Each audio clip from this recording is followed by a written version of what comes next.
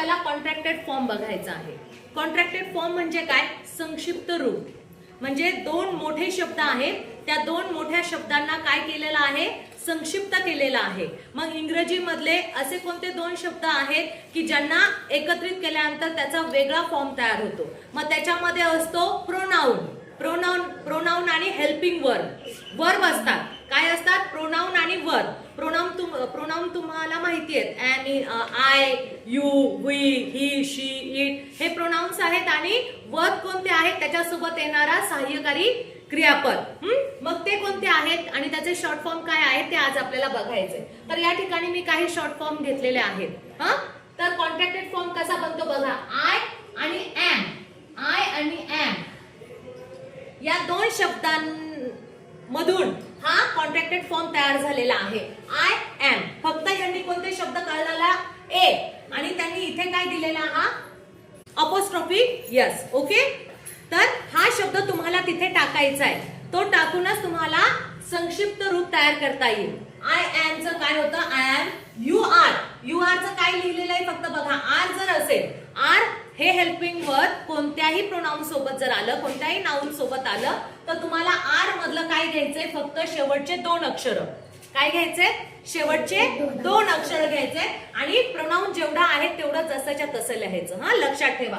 त्याच्यानंतर शी इज मधलं तुम्हाला काय घालायचं? फक्त आय घालायचं आहे. अपॉस्ट्रोफी यस वरती द्यायचं आहे आणि यस लिहायचं आहे. फक्त इज मधला काय लिहायचं आहे? यस. ओके, आर मधला काय लिहायचं आहे?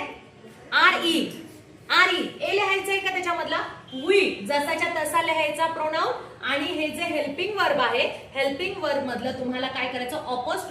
अपॉस्ट्रोफी केव्हा येईल? जेव्हा तुमचा हा जो प्रोनाउन आहे तो पूर्ण लिहायचा आहे, जसाच्या तसा लिहायचा. आणि जे हेल्पिंग वर्ब आहे त्या हेल्पिंग वर्ब मधलं कोणतं अक्षर काढून टाकायचंय आणि कोणतं लिहायचंय हे तुम्हाला माहिती पाहिजे. वी आर चं काय? फक्त वी अपॉस्ट्रोफिक यस. आणि आर मधलं फक्त आर ई. इज मधलं फक्त यस आलेलं आहे. इज मधलं फक्त यस आलेलं आहे. बघा, आर मधलं इथं फक्त आर ई आलेलं आहे. हॅव मधलं काय आलेलं आहे? V E. आय हॅव चं काय झालेलं आहे? बघा, फक्त व्ही आलेलं आहे. याचा शॉर्ट फॉर्म काय आहे? आय हॅव चा लॉंग फॉर्म आय हॅव असं. आणि कॉन्ट्रॅक्टेड फॉर्म कसा आहे? असा.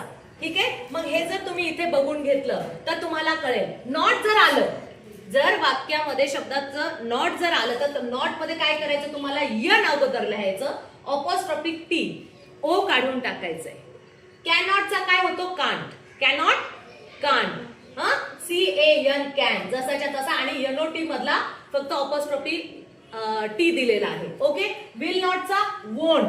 आय नाही घेणार. आयच्या ठिकाणी काय येतो? ओ येतो. आणि NT नॉट च असेल ना तर NT. आणि पुढे हा शब्द जसाच्या तसा.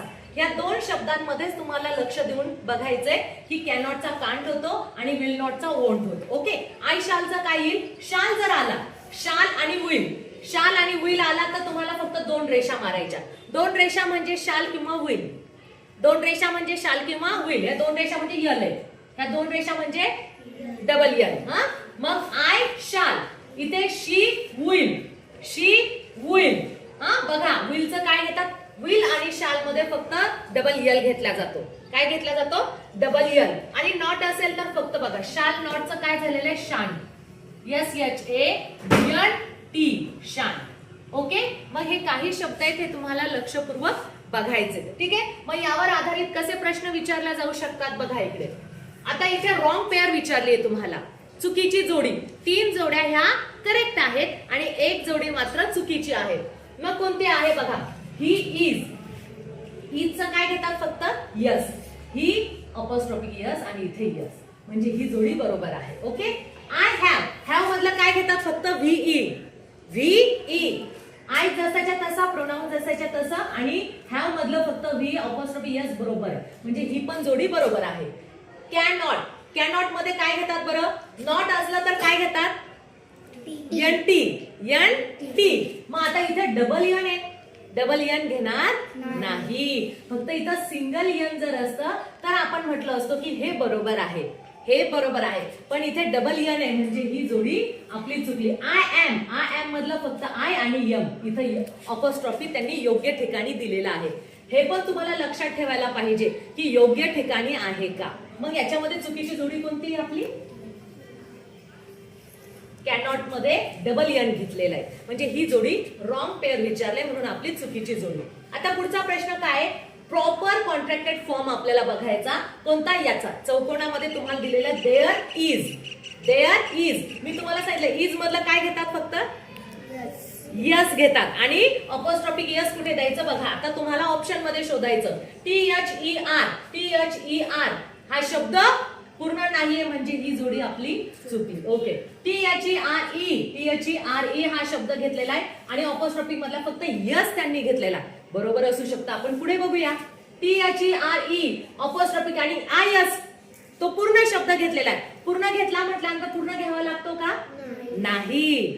त्याच्यामुळं हे आपलं इथं चुकलेलं आहे. त्याच्यानंतर बघा THEREIS आणि अपॉस्ट्रॉफिक या सगळ्या शेवटी दिला. मग हे बरोबर येईल का? नाही. म्हणजे आपलं कोणतं ऑप्शन बरोबर येऊ शकतं? हे देअर इज. कारण आय काढून टाकायचा, इज मधला फक्त यस घ्यायचा आणि त्याच्या समोर अपॉस्ट्रॉफी यस तुम्हाला इथे दिला पाहिजे. ठीक आहे. म्हणजे हे ऑप्शन आपलं बरोबर आहे. आता पुढचा प्रश्न कसा आहे? एक्सपांडेड फॉर्म विचारलाय तुम्हाला, म्हणजे त्याचा फुल फॉर्म. कशाचा? Contracted form. हा कॉन्ट्रॅक्टेड फॉर्म आहे. याचा फुल फॉर्म काय येतो? शान. शानचा फुल फॉर्म काय येतो? शाल नॉट. काय येतो? शाल नॉट. मग शाल नॉट कुठे बघा बरं. SHALL शाल नॉट. बरोबर आहे. SHALL शाल नो येईल का? नाही. SHALL शाल नेव्हर येईल का? नाही.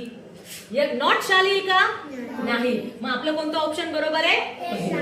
यस, शाल नॉट. म्हणजे तुम्हाला हे सर्व जे शब्द आहेत याचा फुल फॉर्म, एक्सपांडेड फॉर्म आणि तुमचा कॉन्ट्रॅक्टेड फॉर्म दोन्ही पण माहिती असणं गरजेचं आहे. आलं लक्षात?